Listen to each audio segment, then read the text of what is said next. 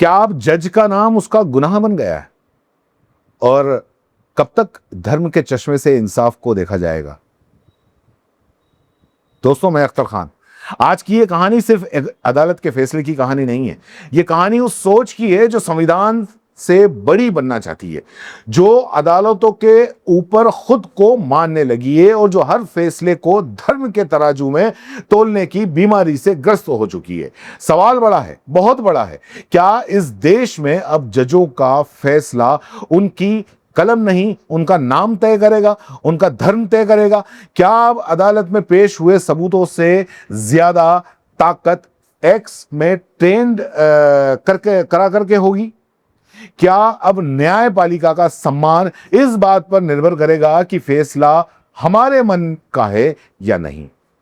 और सबसे बड़ा सवाल, क्या इस देश में कानून का राज रहेगा या भीड़ का? दोस्तों, साल 2022, मध्य प्रदेश का नर्मदापुरम। एक इंसान, नाम था नजीर अहमद, आरोप लगा कि गो तस्करी करता है, लेकिन आरोप अदालत में साबित नहीं हुआ था। मुकदमा चल भी नहीं पाया था, कोई सजा भी नहीं हुई थी, लेकिन कुछ लोगों ने तय कर लिया कि अदालत की जरूरत ही क्या है। उन्होंने खुद को पुलिस समझ लिया, खुद को जज समझ लिया और खुद को जल्लाद भी समझ लिया, और फिर उस भीड़ ने फैसला सुना दिया मौत का। लाठियां चली, हमला हुआ और एक इंसान की जान चली गई। यह भीड़ तंत्र, और यही है मॉब लिंचिंग, और यही वो बीमारी है जो किसी भी लोकतंत्र के को अंदर ही अंदर खोखला कर देती है। 4 साल तक मुकदमा चला इस पूरे मामले का, गवाह आए, सबूत पेश हुए, बहस हुई, और आखिरकार अदालत ने 14 लोगों को उम्र कैद की सजा सुनाई। लेकिन कहानी यहां खत्म नहीं हुई दोस्तों, यहां से असली कहानी शुरू होती है, क्योंकि यह सजा अभी 4 दिन पहले ही सुनाई।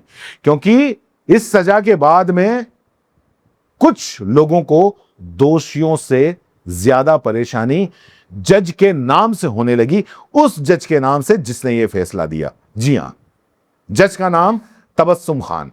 और बस सोशल मीडिया का यह नफरती जो है, यह भड़क उठा। फैसले पर कम, नाम पर ज्यादा चर्चा हो गई। सवाल उठाए जा रहे हैं, नियत पर शक किया जा रहा है, चरित्र पर उंगली उठाई जा रही है, और यहीं आकर सवाल खड़ा होता है कि क्या इस देश में अब न्याय भी धर्म देखकर बांटा जाएगा, या धर्म देखकर यह तय किया जाएगा कि इसने सही न्याय किया है और इसने नहीं? अगर कल किसी हिंदू जज ने किसी मुस्लिम आरोपी को सजा दे दी, तो क्या हम उसी तरह उसके नाम पर हमला करेंगे? अगर नहीं, तो फिर यह दोहरा मापदंड क्यों? अगर एक मुसलमान जज तबस्सुम खान, उसने अगर इन आरोपियों को सजा दे दी जिन्होंने एक बेकसूर को जान से मार दिया, मॉब लिंचिंग कर दी, तो फिर हत्यारों के खिलाफ ये क्यों? सच कहिए तो दिक्कत फैसले में नहीं है, दिक्कत यह है कि कुछ लोगों को कानून तभी अच्छा लगता है जब तक वो उनकी पसंद के मुताबिक फैसला करें। अगर फैसला मन का आ जाए तो बढ़िया, न्यायपालिका महान, और अगर फैसला खिलाफ चला जाए तो जज बिकाऊ है, पक्षपाती है, मुसलमान है, जिहादी है। ये क्या कहा जा रहा है अब तो? जज संदिग्ध है। वाह रे वाह, दोहरे मापदंड। और यही वो जहरीली राजनीति है जो इस देश को सबसे ज्यादा नुकसान पहुंचा रही है। धर्म की राजनीति करने वाले, नफरत के सौदागर और समाज को बांटकर अपनी दुकान चलाने वाले लोग, उन्हें कभी इंसाफ से मतलब नहीं होता, उन्हें संविधान से मतलब नहीं होता, उन्हें सिर्फ भीड़ चाहिए, भीड़। और इस भीड़ का गुस्सा चाहिए। उन्हें सिर्फ ऐसा माहौल चाहिए जहां इंसान सोचने के बजाय नफरत करने लगे, एक समुदाय से नफरत, एक धर्म से नफरत, ताकि वो किसी का एजेंडा सही कर सके। और जहां सवाल सरकार से नहीं पूछे जाए, जहां जवाबदेही नेताओं से नहीं मांगी जाए, जहां बेरोजगारी, महंगाई, शिक्षा, स्वास्थ्य सब पीछे छूट जाए और आगे रह जाए सिर्फ धर्म। क्यों? क्योंकि जब जनता धर्म की लड़ाई में उलझी रहती है, तब असली सवाल पूछना बंद कर देती है। और यही तो चाहिए नफरत की राजनीति करने वालों को। उन्हें चाहिए कि जनता हिंदू मुसलमान के अंदर बटी रहे, वो यही करती रहे। उन्हें चाहिए कि लोग संविधान भूल जाएं। उन्हें चाहिए कि लोग इंसाफ को भी महज धर्म के, मजहब के चश्मे से देखने लगे। लेकिन याद रखिए, अगर आज एक जज को उसके नाम की वजह से निशाना बनाया जा सकता है, तो कल किसी पुलिस अधिकारी को भी निशाना बनाया जाएगा, परसों किसी पत्रकार को भी बनाया जाएगा, फिर किसी प्रोफेसर को, फिर किसी डॉक्टर को, और आखिर में आम आदमी की बारी भी आएगी तुम्हारी। जरूरत कोई फर्क नहीं पड़ता कि तुम कौन हो, हिंदू हो या मुसलमान हो, क्योंकि नफरत की आग कभी किसी की सगी नहीं होती, ये बात समझ लेना। और जो लोग आग आज इसे हवा दे रहे हैं, वो एक दिन इसी की चपेट में आ जाएंगे। और दोस्तों, इतिहास गवाह है, जब जब भीड़ अदालतों से बड़ी हुई है, जब जब भावनाएं संविधान पर भारी पड़ी हैं, तब तब समाज ने सिर्फ अराजकता देखी है, सभ्यता नहीं, तरक्की नहीं, न्याय नहीं, सिर्फ डर, सिर्फ खामोशी, सिर्फ नफरत।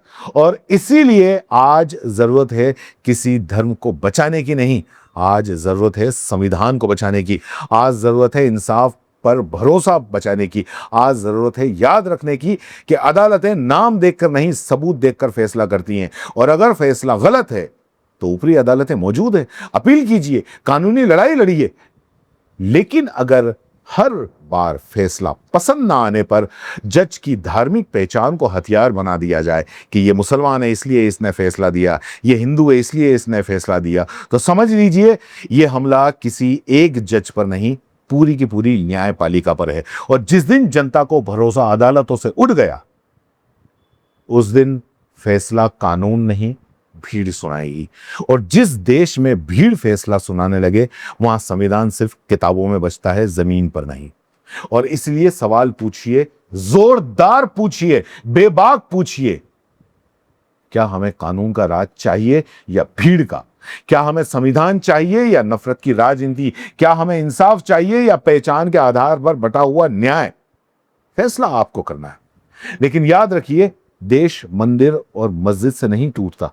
देश तब टूटता है जब इंसाफ को भी धर्म के चश्मे से देखा जाने लगे।